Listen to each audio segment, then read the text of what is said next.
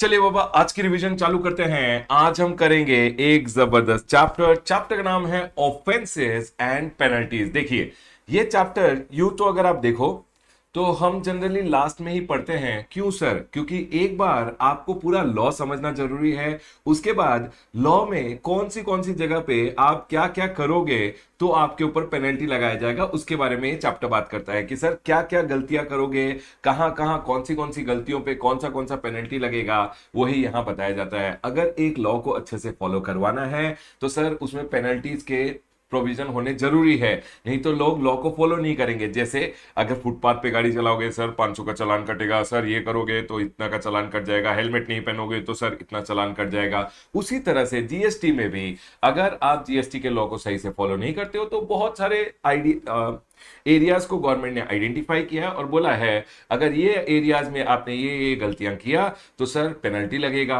हो सकता है कि आपको इंप्रिजनमेंट भी हो जाए। तो चलिए समझना चालू करते हैं quickly. Offences and penalties, offences and penalties revision कर रहे हैं, ठीक है सर। चलिए, ऑफेंसेस एंड पेनल्टीज का चैप्टर सेक्शन नंबर 122 से चालू होता है up to section number 138। Sir section number 122 अगर आप देखोगे तो सेक्शन नंबर 122 में चार सबसेक्शंस है। Section number 121, 121A, 122 and section number 123। Section number 121 बोलता है कि कब कब पेनल्टी लगेगा एक टैक्सेबल पर्सन के ऊपर। Sir circumstances for levy of penalty on a taxable person. तो सर इसके लिए बहुत सारे ऑफेंसेस के नाम दिए हुए थे, तो मैंने क्या किया, सारे ऑफेंसेस का एक छोटा सा निमोनिक बना लिया।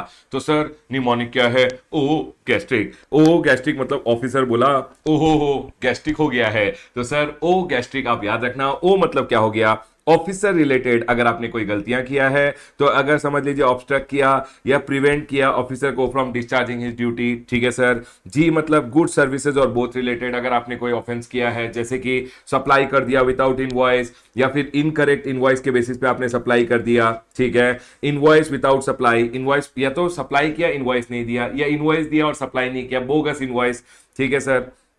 Supply without invoice, incorrect invoice दिया या फॉल्स इनवॉइस इशू किया है, ठीक है। उसके बाद invoice without supply, bogus invoice दिया in violation of the act और rules, supplies transport stores goods which are liable for confiscation, तो सर आप पे पेनल्टी लगाया जाएगा। उसके बाद अकाउंट्स रिलेटेड अगर आपने कोई गलतियां किया है, fails to keep the accounts, maintain और retain the books of accounts and document, आपको बोला गया है बुक्स ऑफ अकाउंट्स को आपको मेंटेन करके रिटेन करके रखना है बेसिकली सर। 72 मंथ्स के लिए आपने रिटेन नहीं किया, या आपसे ऑफिसर ने अगर अकाउंट्स मांगे आपने प्रोड्यूस कर दिए फेक अकाउंट्स, ठीक है सर। उसके बाद सप्रेस किया आपने कोई टर्नओवर को, अपने सेल्स वगैरह के टर्नओवर को आपने सप्रेस कर रखा है। उसके बाद टीडीएस एंड टीसीएस या तो आपने डिडक्ट नहीं किया या कलेक्ट नहीं किया, या डिडक्ट या कलेक्ट किया है, डिडक्ट या कलेक्ट किया है कम, या फिर डिडक्ट करने के बाद आपने गवर्नमेंट को दिया नहीं, या कलेक्ट करने के बाद आपने गवर्नमेंट को दिया नहीं। टी फॉर टेम्पर्स और डिस्ट्रॉय, आपने एविडेंस या डॉक्यूमेंट को टेम्पर किया है, डिस्ट्रॉय किया है। डिटेन्ड, ये बोल रहे हैं एविडेंसेस और डॉक्यूमेंट जिसको डिटेन किया गया था, सीज्ड अटैच्ड गुड्स को आपने टेम्पर किया या डिस्ट्रॉय किया है, ठीक है सर। उसके बाद टी फॉर ट्रांसपोर्ट, ट्रांसपोर्ट किया विदाउट द डॉक्यूमेंट। आप जब ट्रांसपोर्ट करते हो तो आपके पास invoice, bill of supply, delivery challan plus e-way bill होना चाहिए। सर आपने ट्रांसपोर्ट किया विदाउट द डॉक्यूमेंट। उसके बाद registration related, fail to obtain registration even though आप लायबल हो गए थे, आपने नहीं लिया रजिस्ट्रेशन। फॉल्स इन्फॉर्मेशन दिया, जब रजिस्ट्रेशन लिया किसी और के इन्फॉर्मेशन को दे दिया। उसके बाद किसी और के जीएस रजिस्ट्रेशन नंबर को आप यूज करके बिजनेस कर रहे हो, तो सर इस केस में ये बोल रहे हैं आपने गलती की है। रिफंड, फ्रॉडुलेंटली आपने रिफंड ले लिया, गलत सलत डॉक्यूमेंट देके रिफंड ले लिया। ITC without actual receipt, sir आपको गुड्स का इनपुट टैक्स रेट लेना चाहिए तब जब आपको सारे गुड्स रिसीव हो गए हों, सर आइदर फुल्ली या पार्शियली। ये बोल रहे हैं ITC without actual receipt, fully और partially. Goods received in lot, ITC on the receipt of the last lot होता है, लेकिन आपने सर आधा गुड्स आया गुड्स का आईटीसी ले लिया, पूरे गुड्स अभी तक आए नहीं है, तो sir it's a contravention of the act और रूल्स। उसके बाद आईएसडी, आईएसडी या तो आईटीसी लेता है या डिस्ट्रीब्यूट करता है इन कॉन्ट्रावेंशन ऑफ द एक्ट और रूल्स, तो उसने भी गलती की है। आई फॉर इंफॉर्मेशन और डॉक्यूमेंट जो ऑफिसर ने मंगाए हैं, कॉल्ड बाय द ऑफिसर, या तो आप फर्निश नहीं करते हैं या आप फर्निश कर देते हैं गलत सलत डॉक्यूमेंट, गलत सलत इंफॉर्मेशन। उसके बाद collects an amount as tax, याद रखिएगा आपने कोई अमाउंट अगर टैक्स की तरह कलेक्ट किया है या इन कॉन्ट्रावेंशन अगर कलेक्ट किया है तो गवर्नमेंट को दे दीजिएगा। अगर आपने नहीं दिया to the government greater than 3 months from due date तो आप पे पेनल्टी लगाया जाएगा। अब याद रखिएगा अगर आपने ओ गैस्ट्रिक वाले ओ गैस्ट्रिक GASTRIC ओ गैस्ट्रिक वाले ऑफेंसेस अगर किए हैं तो याद रखिएगा आप पे लगाया जाएगा पेनल्टी 10,000 और द टैक्स इन्वॉल्व मैंने यहां पे लिखा है, लेकिन सर समझ लीजिए सप्लाई विदाउट इनवॉइस किया है, सर सप्लाई किया इनवॉइस नहीं दिया तो आपने जितना टैक्स का इवेजन करने की कोशिश की है उसी को हम टैक्स इन्वॉल्व बोल रहे हैं। समझ लीजिए यहां पे आपने डिडक्ट नहीं किया तो सर कितना डिडक्ट नहीं किया, फेल टू डिडक्ट मतलब कितना डिडक्ट नहीं किया, और 10,000 विच एवर इज हायर, तो यहां पे मैंने बोला है 10,000 और the tax amount which is involve which ever is higher. और याद रखिएगा ये 10,000 अंडर सीजीएसटी एक्ट है, ये CGST amount which ever is higher. Sir अगर एसजीएसटी अमाउंट देखेंगे तो 10,000 और the SGST amount which ever is higher, और आईजीएसटी में देखेंगे तो इट विल बी 20,000 और the IGST amount which will be which ever is higher. ध्यान रखिएगा ये पॉइंट एग्जाम में। उसके बाद सेक्शन नंबर 122(1)(a) बोलता है एनी पर्सन, कोई भी पर्सन अगर रिटेन करता है बेनिफिट, मतलब बेसिकली समझ लीजिए मैं बोगस इनवॉइस का सप्लायर हूं लेकिन मेरे पीछे बैठा हुआ है एक मास्टरमाइंड जो मेन फ्रॉड करने वाला व्यक्ति है, तो ये बोलने की कोशिश कर रहे हैं जो मेन फ्रॉड कर रहा है पीछे बैठ के, समझ लीजिए मैंने क्या किया, समझ लीजिए कोई एक मेरा एम्प्लॉय है उसके नाम पे मैंने जीएसटी का रजिस्ट्रेशन ले लिया और उसके नाम पे फ्रॉड वगैरह कर रहा हूं, बोगस बिल सप्लाई कर रहा हूं। अब आ गया डिपार्टमेंट पकड़ने के लिए तो मैंने बोला मैंने तो किया नहीं है, इसने किया, इस पे आप पेनल्टी लगाइए। तो सर उसने बोला सर मुझे तो मालूम ही नहीं है, तो इस केस में जो पीछे बैठा हुआ फ्रॉड आदमी है उसके ऊपर भी पेनल्टी लगाया जाएगा। उसके लिए इन्होंने बोला है any person who retains the benefit, even though मैं रजिस्टर्ड पर्सन नहीं हूं, इवन दो मैं टैक्सेबल पर्सन नहीं हूं, लेकिन सर मुझ पे भी पेनल्टी यहां लगा दिया जाएगा। Who retains the benefit of a transaction covered under clause 1, 2, 7 and 9 under subsection 1। Sir 1, 2, 7 and 9 कौन सा है जिसमें मैंने अंडरलाइन कर रखा है, आप देखिए 1 हो गया सप्लाई विदाउट इनवॉइस, ठीक है सर। 2 हो गया invoice without supply in violation of the act और रूल्स। 7 हो गया आईटीसी विदाउट एक्चुअल रिसीट इन पार्शियली और फुल्ली आपको गुड्स रिसीव नहीं हुए हैं। एंड सर 9 हो गया टेक्स और distributes ITC in contravention of the act और रूल्स। अगर आपने ये 4 ऑफेंसेस किए हैं, बेसिकली इन ऑफेंसेस के थ्रू ये बोल रहे हैं any person who retains the benefit of a transaction covered under 1, 2, 7 and 9। 1 क्या हो गया supply without invoice, invoice without supply. 7 हो गया ITC without actual receipt of goods. Sir उसके बाद आपने अगर आईएसडी हो और आपने टेक्स और डिस्ट्रीब्यूट्स आईटीसी इन कॉन्ट्रावेंशन, ये 4 अगर ऑफेंसेस आपने किए हैं तो सर ये ऑफेंसेस का जो बेनिफिट रिटेन करता है उसको भी यहां पे पेनलाइज किया जाएगा। And at whose instance the transaction is conducted will be penalised with the tax evaded, ITC availed और आईटीसी पास्ड ऑन। सर इतना पेनल्टी आप पे लगाया जाएगा टैक्स इवेडेड या आईटीसी अवेल्ड, या सर जो आईटीसी आपने पास ऑन किया था उतने का पेनल्टी आप पे लगा दिया जाएगा, ये यहां बोलने की कोशिश कर रहे हैं। उसके बाद सेक्शन नंबर 122 बोलता है circumstances for levy of penalty on registered person. अगर आप एक रजिस्टर्ड पर्सन हैं तो आप पे पेनल्टी लगाया जाएगा। Registered person supplies good services on which tax is not paid, short paid, erroneously refunded, ITC wrongly availed और यूटिलाइज। अगर आपने कोई सप्लाई किया है जिसपे रजिस्टर्ड पर्सन ने सप्लाई किया है गुड सर्विसेज और both on which tax is not paid, short paid, erroneously refunded, ITC wrongly availed और यूटिलाइज, तो सर उसके ऊपर पेनल्टी लगाया जाएगा। अगर fraud, wilful misstatement and suppression of fact का केस है तो 10,000 और the tax amount which ever is higher. अगर other than fraud, wilful misstatement and suppression का केस है तो 10,000 और 10% of the tax due which ever is higher. एक बात का ध्यान रखिएगा, अगर सेक्शन नंबर 73 एंड 74 में आपको ऑलरेडी कवर करके ऑफिसर ने पेनल्टी लगा दिया है तो सेक्शन नंबर 122 का पेनल्टी नहीं लगाया जाएगा। सेक्शन नंबर 122 का पेनल्टी यहां पे ये बोल रहे हैं अगर ऑफिसर कभी भी उसे लगता है कि एक व्यक्ति के ऊपर सिर्फ पेनल्टी लगाना है तो इंडिपेंडेंटली पेनल्टी लगाने के लिए सेक्शन नंबर 122 का प्रोविजन यूज कर सकता है। उसके बाद सेक्शन नंबर 123 आता है circumstances for levy of penalty on any person penalty will be up to 25,000। याद रखिएगा ये 5 केसेस यहां पे बोले गए हैं। अगर आपने एड और अबेट किया है the offences under section number 121, मतलब ये जो ओ गैस्ट्रिक वाले ऑफेंसेस थे इनको करने में किसी को हेल्प किया है, मतलब समझ लीजिए मैं बोलता हूं मैं सप्लाई अप्लाई करूंगा विदाउट इनवॉइस, आपने बोला हाँ हाँ हाँ दे दे, विदाउट इनवॉइस दे दे, तो मेरे पर सेक्शन नंबर 121 का पेनल्टी लगेगा। आपने मुझे हेल्प किया इन डूइंग द ऑफेंस, बिना इनवॉइस के खरीदा आपने गुड्स को, तो आप पे भी पेनल्टी लगेगा। सर आप पे पेनल्टी लगेगा अंडर सेक्शन नंबर 123। यही बोला गया है यहाँ पे, अगर आप किसी को हेल्प करते हो इन 121 वाले ऑफेंसेस, या सर आप डील करते हो any way with goods he knows or has reason to believe are liable to be confiscated, जिस पे टैक्स अनपेड गुड्स वगैरह अगर हैं और आप उनमें डीलिंग कर रहे हो, तो बेटा गए, इवन दो आप रजिस्टर्ड पर्सन टैक्सेबल पर्सन नहीं है, फिर भी आपको पेनलाइज किया जाएगा। रिसीव्स और is concern with the supply of और deals with supply of service which he knows or has reason to believe are in contravention of the provision of act or rules, fails to appear when summon, अगर आपको समन दिया था, section number 70 में बोला गया था officer अगर चाहे तो किसी को भी समन देके बुला सकता है, उसने समन देके बुलाया और आप गए नहीं, तो सर टू गिव एविडेंस और डॉक्यूमेंट, तो आप पे पेनल्टी लग जाएगा। Fails to issue an invoice और account for invoice in the books of account, even तो आप रजिस्टर्ड पर्सन नहीं है लेकिन इनवॉइस तो इशू करोगे, अगर आपने इनवॉइस इशू नहीं किया या फिर आप इनवॉइस इशू कर रहे हो लेकिन उसका अकाउंटिंग नहीं कर रहे हो, तो बेटा गए, आप पे पेनल्टी लगेगा which will be up to 25,000, penalty up to 25,000। ये अंडर सीजीएसटी एक्ट है, similar amount payable under SGST act also, और अगर आईजीएसटी हो गया तो ये टोटल अमाउंट हो जाएगा which is 50,000 rupees. Done sir, point clear है। सेक्शन नंबर 122, सेक्शन नंबर 121 बोला penalty on any person, sir penalty on taxable person अगर ओ गैस्ट्रिक वाले ऑफेंसेस करेगा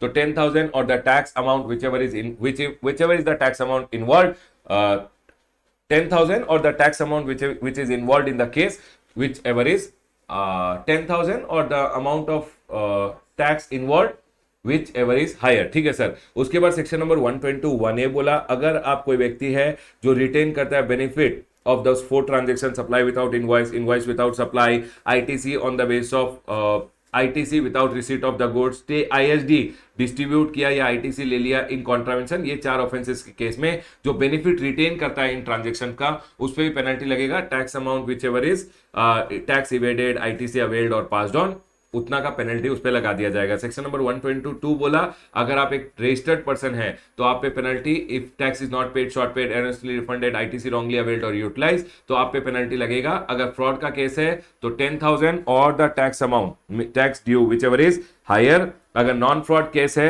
तो 10,000 और 10% of the tax due which ever is higher. ठीक है सर, पॉइंट क्लियर है। उसके बाद सेक्शन नंबर 123 बोला एनी पर्सन के ऊपर पेनल्टी लगाया जाता है। 5 ऑफेंसेस बोले इन्होंने और बोला सर आप पे पेनल्टी लगेगा up to 25,000। Done sir, point clear है। उसके बाद सेक्शन नंबर 123 आता है, सेक्शन नंबर 123 आता है, नॉट 123।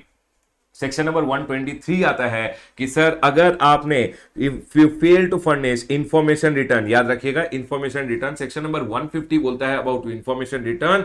सर अगर आपने इंफॉर्मेशन रिटर्न फर्निश नहीं किया है तो ₹100 per day up to a maximum 5,000 rupees लगेगा आपके ऊपर पेनल्टी। ये similar amount under SGST act भी लगाया जाएगा। अगर सर आपने स्टैटिस्टिक्स फर्निश नहीं किया तो याद रखिएगा फाइन अप टू 10,000 लगाया जाएगा। और अगर आपने उसके बाद भी अपना स्टैटिस्टिकल रिटर्न जो आपको स्टैटिस्टिक्स का डेटा फर्निश करने बोला गया था वो नहीं किया तो कंटिन्यूइंग ऑफेंस का केस में 100 rupees per day up to a maximum of 25,000 आप पे पेनल्टी लग सकता है। बेटा एक बात याद रखना, जो भी मैं पेनल्टी यहां बोल रहा हूं अंडर CGST है, सिमिलर अमाउंट SGST में लगेगा और total amount under IGST act अगर पूछा जाए एग्जाम में, बहुत बहुत ध्यान रखना है। पेनल्टी आपको CGST में पूछ रहे हैं या IGST में पूछ रहे हैं। उसके बाद section number 125 any contravention, any person contravenes any act or rules plus no penalty separately provided, जिसका कहीं और पेनल्टी नहीं बोला गया है उस पे पेनल्टी लगता है up to 25,000 less than equal to 25,000 का पेनल्टी ऑफिसर चाहे तो लगा सकता है। उसके बाद जब भी पेनल्टी लगाया जाएगा तो कुछ जनरल डिसिप्लिन ऑफिसर फॉलो करेगा, उनके बारे में बोला गया है सेक्शन नंबर 126 में। बहुत अच्छा सेक्शन है एग्जाम पॉइंट ऑफ व्यू से।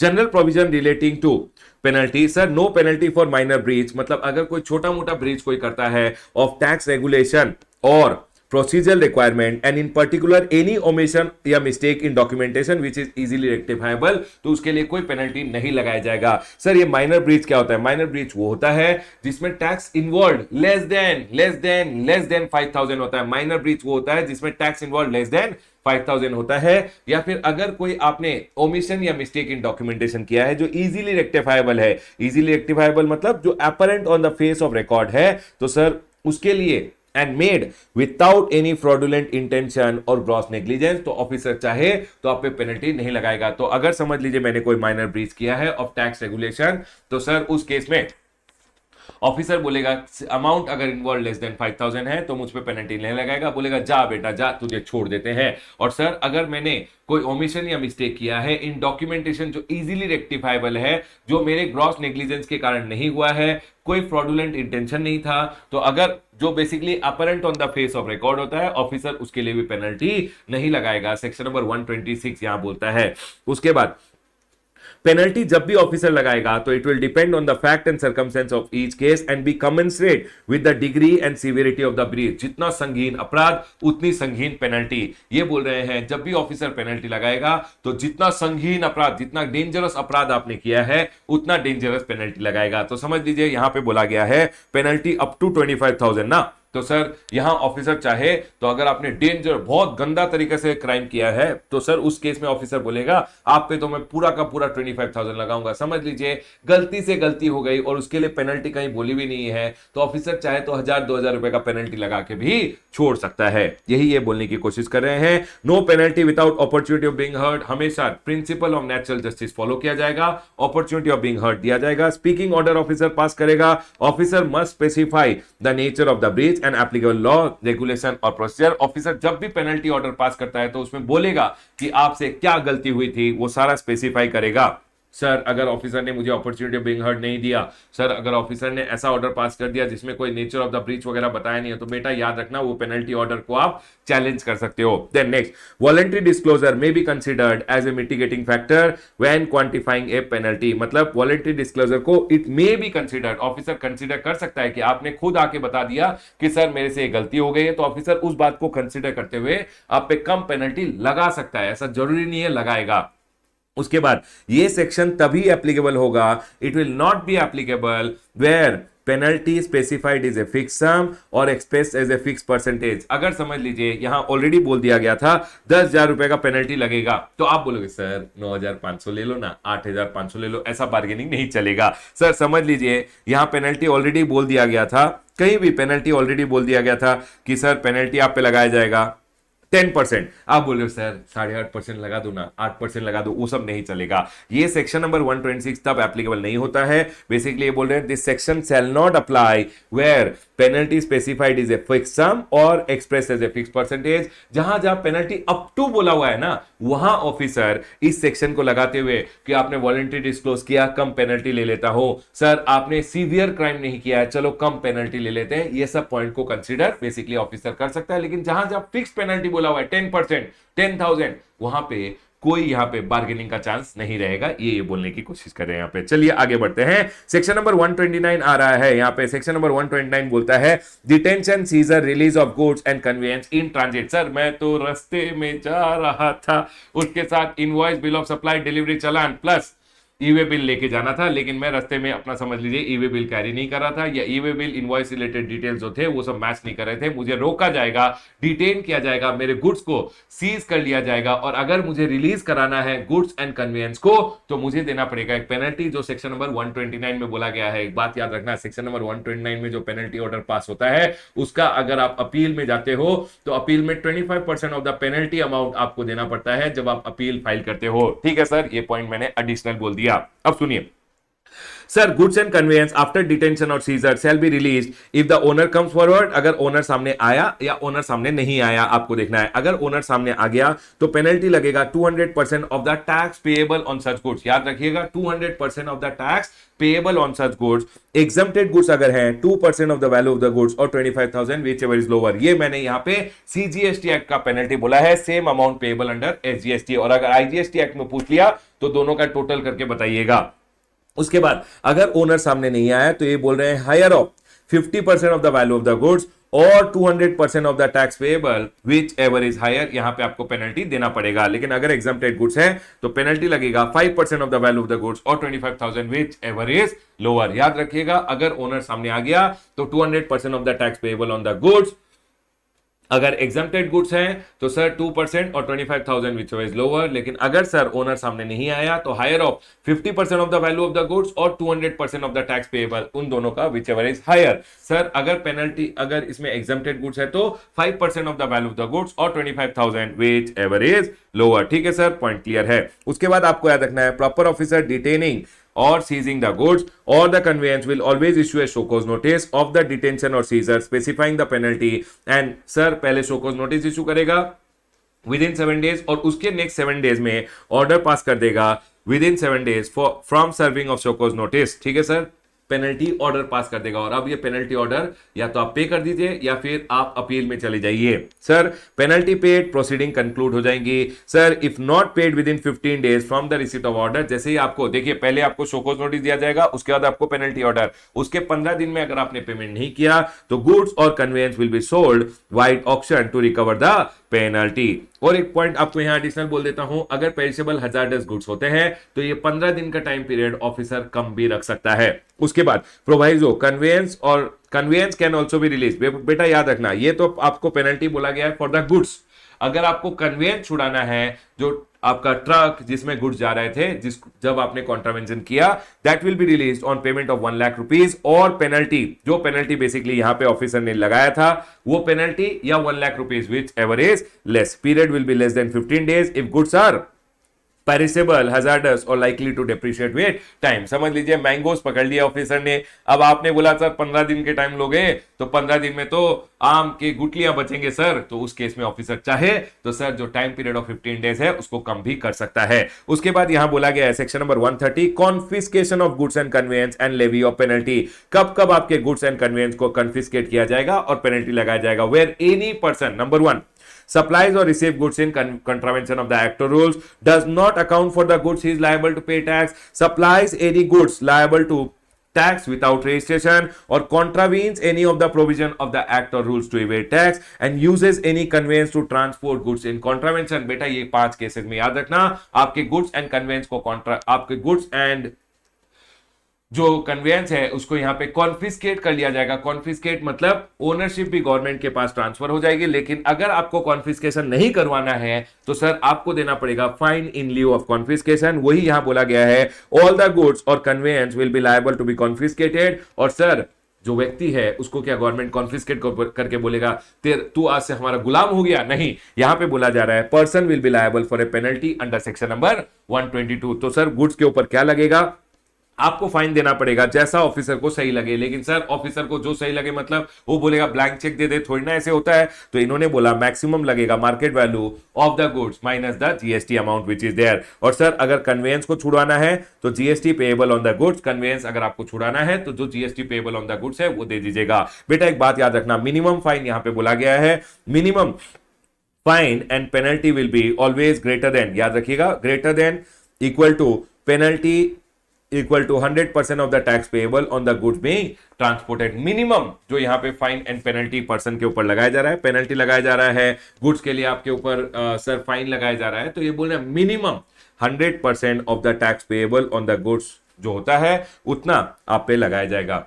It should always be greater than equal to. Next sir confiscation order of the goods and conveyance and penalty लगे पास किया जाएगा after giving opportunity of being heard. Confiscated goods and conveyance हमेशा dispose of कर दिए जाते हैं after giving 3 months. आपको 3 महीने का टाइम दिया जाएगा, फाइन पेनल्टी वगैरह पे कर दो तो वेरी गुड है, नहीं पे किया तो सर 3 महीने के बाद उनको बेच के डिपार्टमेंट पैसा रिकवर कर लेता है, बेसिकली ये बोल रहे हैं। उसके बाद सेक्शन नंबर 132 आते हैं, जेल भेजा जाएगा। जेल का प्रोविजन यहां पे बात कर रहा है सेक्शन नंबर 132। सेक्शन नंबर 132 जब आप पढ़ते हो penalty for certain offences, section number 131 में यहां पे बोला गया है हुएवर कमिट, जो भी कमिट करता है या कॉजेस टू कमिट या जो रिटेन करता है benefit arising out of any of the following transaction, मतलब या तो आप कर रहे हो या इनका बेनिफिट रिटेन कर रहे हो या सर करवा रहे हो। याद रखिएगा, number 1 supply without invoice with an intention to evade tax, supply कर रहे हो इनवॉइस नहीं दे रहे हो, इनवॉइस दे रहे हो without supply in violation of the act और rules. Number 3 avails ITC on such invoice और बिल और fraudulently availed ITC ITC without any invoice or bill. Number one, supply without invoice, invoice without supply. आपने ITC लिया on the basis of bogus invoice या without any invoice. Sir collects an amount as tax but fails to pay to the government greater than 3 months from the due date. Sir उसके बाद E point बोलता है evade tax or fraudulently obtains refund and offense is not covered under A to D. उसके बाद falsifies, substitutes financial record or produces fake account documents or furnishes false information to evade tax. Sir आपने officer को बोला, officer आपके premise में आया था inspection करने, आपने भगा दिया उसे, ऑब्स्ट्रक्ट किया, प्रिवेंट किया ऑफिसर को from discharging in duty, acquires position of और कंसर्न्ड हिमसेल्फ इन, सर ये क्या है, TRCK PDDS, मैंने इसका यहां पे देखिए आप 132 जब सेक्शन खोलते हो, T transporting, removing, depositing, keeping, concealing, supplying, purchasing or any other manner deals with any goods he knows or has reason to believe are liable for confiscation. तो sir transporting, removing, concealing, keeping, purchasing, depositing, ये सारा words यहाँ पे cover हो गया है. Purchasing, depositing, ये सारा वर्ड्स यहाँ पे इन्होंने supplying with goods which are liable to be confiscated, receives or concerned with supply of or deals with goods he knows or has reason to believe are in contravention. मतलब आप receive कर रहे हो या sir अपने आप को concern किया with the supply of goods services जो आपको पता है are liable to be confiscated, मतलब टैक्स अनपेड गुड्स है. टेम्पर्स और डिस्ट्रॉयड मटेरियल एविडेंसेस और document, fails to supply any information required under the act और रूल्स और supplies false information, attempt to commit और abet the commissioning of offences under A to K. या तो आप attempt करते हो या सर आप किसी को हेल्प कर रहे हो in doing the offences under A to K. बेटा एक बात याद रखना, अगर आपने ये सारे ऑफेंसेस किए हैं, अमाउंट इन्वॉल्व जो टैक्स अमाउंट इन्वॉल्व है वो ग्रेटर देन 5 करोड़ है, तो सर 5 साल तक जेल में जा सकते हो, up to 5 year plus fine भी आप पे लगाया जाएगा. और यहां पे जो जेल पीरियड है वो minimum jail period is 6 months. ठीक है सर, पॉइंट क्लियर है.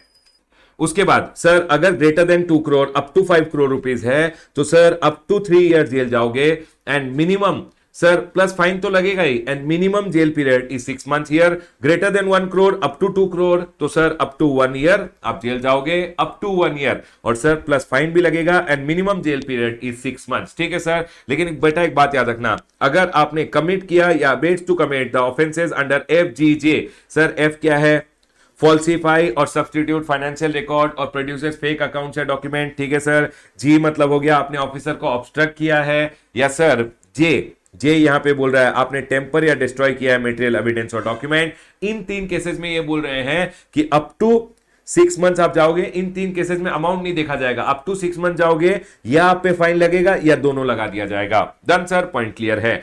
बेटा एक बात याद रखना, सेक्शन नंबर 132(1) में ए से लेके L तक हमने ऑफेंसेस बोले हैं. इन ऑफेंसेस में आपको अमाउंट देखना है. अगर amount greater than 1 crore up to 2 crore है, अप टू 1 ईयर जाओगे, प्लस फाइन भी लगेगा एंड मिनिमम जेल पीरियड 6 महीने का है. सर अगर greater than 2 crore up to 5 crore है तो sir up to 3 year jail है, प्लस फाइन लगेगा एंड मिनिमम जेल पीरियड 6 महीना है. अगर ग्रेटर देन 5 करोड़ है up to 5 year plus fine and minimum jail is 6 month. Sir अगर मैंने FGJ वाले ऑफेंस किए हैं तो बेटा अप टू 6 मंथ्स और फाइन और बोथ लगाया जाएगा. ठीक है सर, लेकिन अगर सब्सिक्वेंटली कोई ये ऑफेंसेस को कर लेता है एनी अमाउंट, बेटा एक अगर आप दूसरी बार कर रहे हो तो आपकी तो आदतें गलत हो गई है यहाँ पे, तो ऑफिसर बोलता है गलत आदत वाले लोगों को सेकेंड टाइम कर रहे हो बेटा कोई भी अमाउंट होगा jail up to 5 year plus fine and minimum jail 6 महीना होगा. लेकिन अगर सर जब आपको कोर्ट जेल दे रहा है तो अगर वो कोई सफिशिएंट कॉज होता है तो सर ये जो 6 महीने का जेल है इसको भी और भी कम कर सकते हैं, लेकिन यहां पे मिनिमम 6 महीना है अगर कोई सफिशिएंट कॉज नहीं होता है. Done sir. उसके बाद सेक्शन नंबर 133 बोलता है liability of offences and certain liability of officers and certain other officers, certain other person. मतलब सर समझ लीजिए यहाँ पे तो GST मैंने रिटर्न फाइल किया, जो GST का रिटर्न वगैरह कोलैबोरेट वगैरह करते हैं, अगर वो रिटर्न रिलेटेड इंफॉर्मेशन वगैरह अगर बाहर डिस्क्लोज कर देते हैं तो उनपे भी पेनल्टी लगाया जाएगा. यही बोल रहे हैं liability of officers and certain other person. अगर उन्होंने विलफुली डिस्क्लोज कर दिया एनी इंफॉर्मेशन और कंटेंट ऑफ एनी रिटर्न तो जेल अप टू 6 मंथ और फाइन अप टू 25,000 या दोनों उनपे लगाया जाएगा. पर्सन एंगेज, बेसिकली किन ऑफिसर्स की बात करें, जो person engage in statistics collection होते हैं, compilation, computerisation, they have access to information return, engaged और agent of the common portal. अगर उन्होंने आपका इंफॉर्मेशन रिटर्न, स्टैटिस्टिकल डेटा जो आपने फर्निश किया, जो इंफॉर्मेशन जो रिटर्न रिलेटेड इंफॉर्मेशन वगैरह है, अगर कहीं डिस्क्लोज कर दिया तो बेटा गए, आपके ऊपर पेनल्टी लगा दिया जाएगा, which will be what sir, jail up to 6 months और फाइन अप टू 25,000 और बोथ। Done sir. उसके बाद सेक्शन नंबर 138 आता है कंपाउंडिंग। कंपाउंडिंग मतलब सर मैंने ऑफेंस कर दिया लेकिन मेरी बड़ी इज्जत है बाजार में, सर मुझे जेल में मत डालिए, अरे पैसा दे तमाशा दे छोड़ दिया जाएगा। सर कंपाउंडिंग, अगर आपको बेटा एक बात याद रखना, कंपाउंडिंग आपको मिल सकता है बिफोर और आफ्टर इनिशिएशन ऑफ प्रोसिक्यूशन, मतलब प्रोसिक्यूशन की प्रोसीडिंग उन्होंने स्टार्ट कर दी है, बिफोर या after initiation of prosecution proceeding भी आपको कंपाउंडिंग मतलब पैसा देके आप छूट सकते हो, जेल नहीं भेजा जाएगा। Done sir. उसके बाद ये बोल रहे हैं कि सर मिनिमम अमाउंट कितना लगेगा, मिनिमम अमाउंट लगेगा 10,000 और 50% of the tax amount which ever is involve, sir which ever is higher over here. और सर अगर मैक्सिमम की बात करें तो इसको आप 3 टाइम कर दीजिए, 30,000 और 150% of the tax amount which is there which ever is higher. इतना का पेनल्टी, इतना का कंपाउंडिंग फीस जो होता है वो ऑफिसर आपसे लेके आपको जेल नहीं भेजेगा। मिनिमम मतलब इस लिमिट के बीच में ऑफिसर आपसे कंपाउंडिंग फीस मांगेगा। तो सर मिनिमम हो गया हायर ऑफ 10,000 और 50% of the tax involve, sir maximum हो गया हायर ऑफ 30,000 और 150% of the tax involve. Compounding आपको कब कब नहीं दिया जाएगा, अगर आपको ऑलरेडी कंपाउंडिंग दे दिया गया था with respect to offence under 132(1)(a) to F या एड्स और abets the commissioning of A to F। अगर आपको पहले एक बार, अब यहां पे देखिए A से लेके F तक, A से लेके F तक मतलब supplies without invoice, invoice without supply, ITC on the basis of bogus invoice या ITC without invoice, collects an amount as tax but fails to pay to the government greater than 3 months from due date। अगर आपने evade किया tax या fraudulently obtained refund, या F आपने कोई substitute किया financial record, produce किया fake accounts, तो इन सब केसेस के लिए बोल रहे हैं A से लेके आपको देखना है ए से लेके एफ तक वाले केसेस में अगर आपको ऑलरेडी एक बार कंपाउंडिंग दे दिया गया था, सेकेंड टाइम कंपाउंडिंग नहीं मिलेगा। उसके बाद any offence other than A above in respect of supplies of value more than 1 crore if already compounded earlier। मतलब सर अगर A to F को छोड़ के आपने और कोई भी ऑफेंस किया है, यहां पे ये रहा, यहां तो सारे ऑफेंसेस लिखे हुए हैं ना, तो सर अगर इन ऑफेंसेस में से आपने और कोई ऑफेंस किया other than A to F, तो इसमें ये बोल रहे हैं इन respect of A supply greater than 1 crore, अगर आपको ऑलरेडी कंपाउंडिंग दे दिया गया था तो सेकेंड टाइम कंपाउंडिंग नहीं मिलेगा। अगर आप अक्यूज्ड हो of committing an offence under this act, मतलब जीएसटी एक्ट में आपने कोई ऑफेंस किया है which is also an offence under any other act, समझ लीजिए आपने जीएसटी एक्ट में एक ऑफेंस किया है, वो अगर इनकम टैक्स एक्ट में भी ऑफेंस है, समझ लीजिए कोई और अदर एक्ट में भी ऑफेंस है, तो ये बोल रहे हैं उसके लिए भी हम कंपाउंडिंग नहीं देंगे। यहां तो आपको छोड़ दिया जाएगा, दूसरे एक्ट में आपको जेल भेज दिया जाएगा, तो सर कॉन्ट्राडिक्शन हो जाएगा, इसलिए बोल रहे हैं कि हम कंपाउंडिंग नहीं देंगे। उसके बाद अगर पर्सन कन्विक्टेड, कोर्ट ने बोल दिया जा तुझे जेल का सजा दे रहा हूं 5 साल का जेल, और आप बोल रहे हो पैसा दूंगा छूट जाऊंगा, ऐसा नहीं होता है। अगर आपको कन्विक्ट डिक्लेयर कर दिया गया है बाय द कोर्ट तो बेटा अब आपको कंपाउंडिंग नहीं मिलेगा। अगर आप अक्यूज्ड हो ऑफ 132(1) GJK, सर GJ क्या है, अगर आपने ऑफिसर को ऑब्स्ट्रक्ट किया है, जे मतलब आपने टेम्पर या डिस्ट्रॉय मटेरियल एविडेंसेस किया है, एंड के मतलब fails to supply any information जो रिक्वायर्ड था अंडर द एक्ट, या आपने गलत इंफॉर्मेशन दिया था, तो उस केस में ये बोल रहे हैं अगर 132(1) GJK वाले ऑफेंसेस हैं तो सर उसके लिए आपको कोई कंपाउंडिंग वगैरह नहीं दिया जाएगा। डन सर, पॉइंट क्लियर है। उसके बाद आ जाइए नेक्स्ट चार्ट में, जो नेक्स्ट चार्ट बोल रहा है यहाँ पे कि सर सर्कुलर बोल रहा है कि अगर समझ लीजिए आपका ट्रक रास्ते में पकड़ा जाता है तो उस केस में ओनर कौन होता है गुड्स का, क्योंकि ओनर के ऊपर पेनल्टी लगाया जाता है। तो सर क्योंकि owner comes forward, owner does not come forward, तो इधर ये पूछने की कोशिश कर रहे हैं कि ओनर कौन होता है। बेटा अगर आपके गुड्स रास्ते में जा रहे थे और गुड्स के साथ एक इनवॉइस था, अगर गुड्स के साथ एक इनवॉइस था, तो उस केस में ये बोल रहे हैं कि अगर इनवॉइस था तो यहां ऑफिसर डिसाइड करेगा कि कौन ओनर रहेगा, कंजाइनर या कंजाइनी। ये बोल रहे हैं who will be considered as the owner for the purpose of 129(1).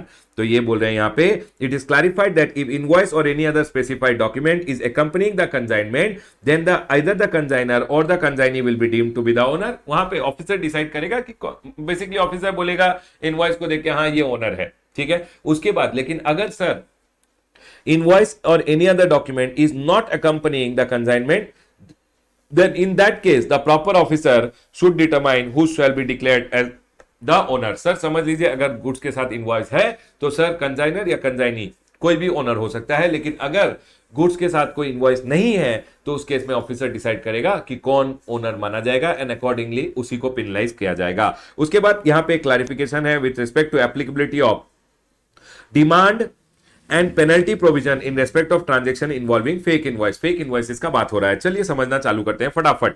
In case where a registered person A has issued a tax invoice to another registered person B without underlying supply of goods services और both, whether such transaction will be covered as supply under section number 7 and whether any demand and recovery can be made against A in respect of the said transaction under section number 73 and 74, or also whether any penal action can be taken against the registered person A in this case। समझ लीजिए यहां पे A है, A ने क्या किया, B को supply किया, लेकिन यहां पे कोई सप्लाई नहीं हुआ, यहां पे कोई सप्लाई नहीं हुआ, सिर्फ उसने क्या किया, बोगस इनवॉइस इशू कर दिया, बोगस इनवॉइस इशू कर दिया। देखिए क्या बोल रहे हैं, in case where a registered person A issues a tax invoice to another person without underlying supply, मतलब आपने सप्लाई नहीं किया था, तो सर यहां पे क्या हुआ है, ए ने एक बोगस इनवॉइस इशू किया है, सप्लाई नहीं किया है, तो इस केस में क्या ए के ऊपर सेक्शन नंबर 73 एंड 74 में प्रोसीडिंग किया जाएगा, या सर इसके ऊपर सेक्शन नंबर 122 में सिर्फ पेनल्टी लगा के इसे छोड़ दिया जाएगा। तो ये यहां बोल रहे हैं situation A has issued a tax invoice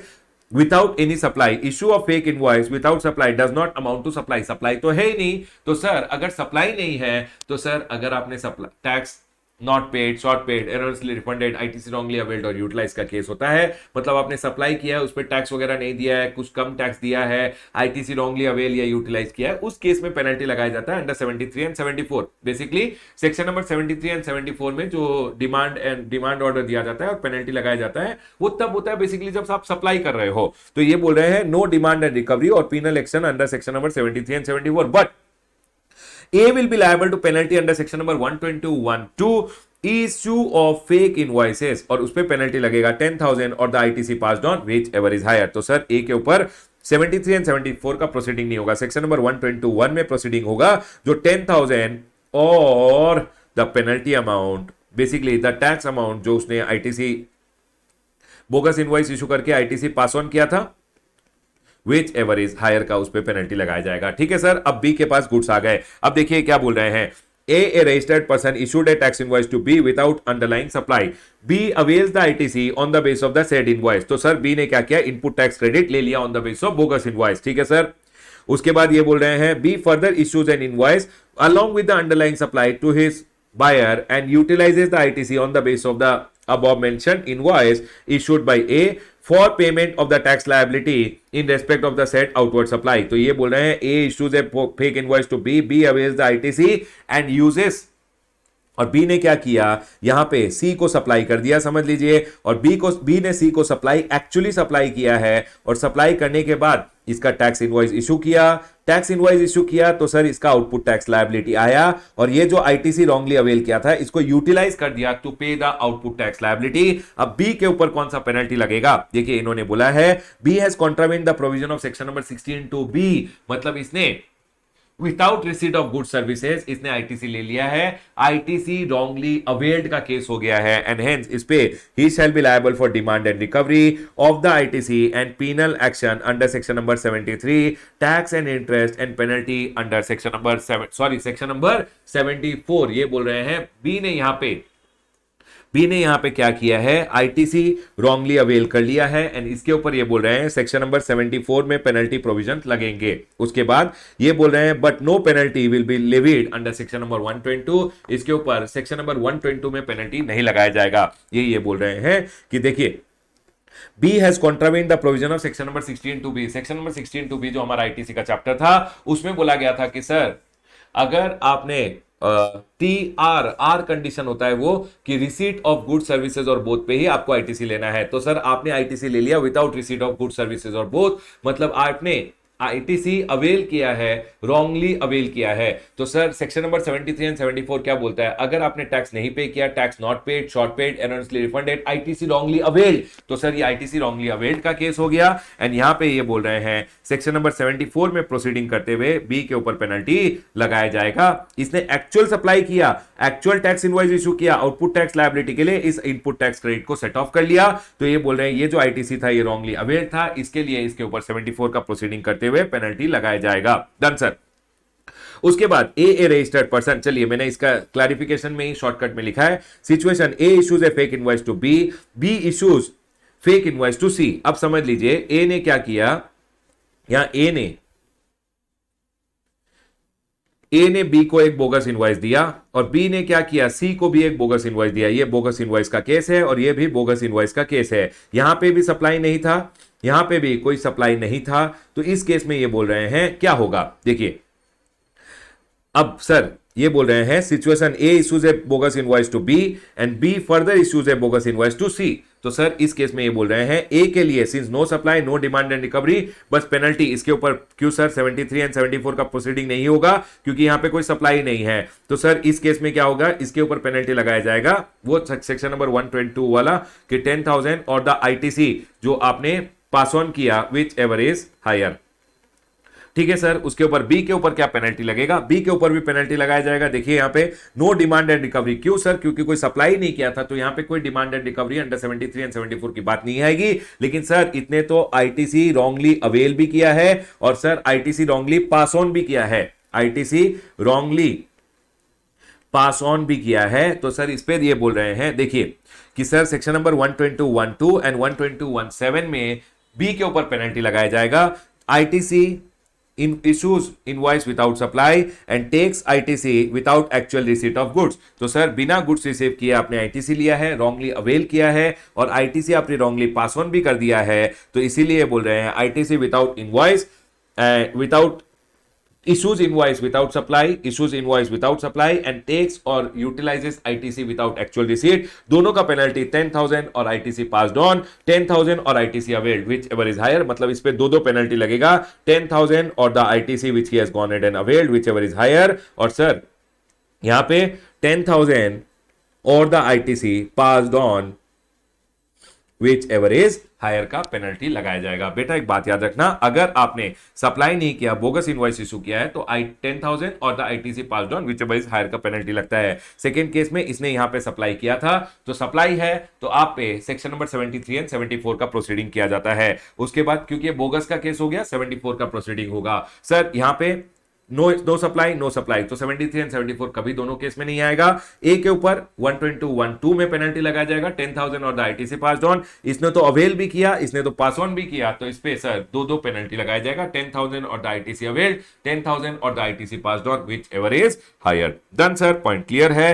ये chapter exam point of view से ए ग्रेडेड चैप्टर है। ठीक है बेटा, ए ग्रेडेड चैप्टर है, ध्यान रखिएगा। ठीक है सर, पॉइंट क्लियर है। अब सुनिए सेक्शन नंबर 126 के ऊपर कुछ क्वेश्चन आ सकते हैं, ध्यान रखिएगा। एक दो क्वेश्चन है, मंगेश का एक क्वेश्चन है मेरे क्यूएनए मटेरियल में, उस क्वेश्चन को करके जाइएगा। एग्जाम या पास्ट आरटीपी एमटीपी का एक क्वेश्चन है, अच्छा क्वेश्चन है, मंगेश का एक क्वेश्चन है, करके जाइएगा उसको। ठीक है, सेक्शन नंबर 129 का एक 129 एंड 130 का भी एक क्वेश्चन जरूर करके जाइएगा। उसके अलावा 132 भी अच्छा सेक्शन है एंड 138 भी अच्छा सेक्शन है, क्वेश्चंस इनके ऊपर करके जाइएगा। ठीक है सर, पॉइंट क्लियर है। उसके अलावा यहां 122 1A भी एक अच्छा सेक्शन है कि सर अगर कोई पर्सन रिटेन करता है benefit out of a transaction, उसके ऊपर की पेनल्टी बोल रहे हैं यहां पे। उसके बाद ये जो मैंने आपको सर्कुलर पढ़ाया है, ये भी एक नया सर्कुलर ही है, इसका भी ध्यान रखिएगा। डन सर, पॉइंट क्लियर है। क्लोज करूंगा अपना complete revision on the chapter of offences and penalties. Question जरूर करके जाइएगा, एग्जाम में जरूर ध्यान रखिएगा। ऑफेंसेस एंड पेनल्टीज में सीजीएसटी में पेनल्टी पूछ रहे हैं या आईजीएसटी में, सीजीएसटी का पेनल्टी का आईजीएसटी का पेनल्टी डबल होता है, लेकिन क्वेश्चन आंसर करोगे तभी समझ में आएगा ये। ठीक है सर, क्लोज करूंगा अपना complete revision on the chapter of offences and penalty.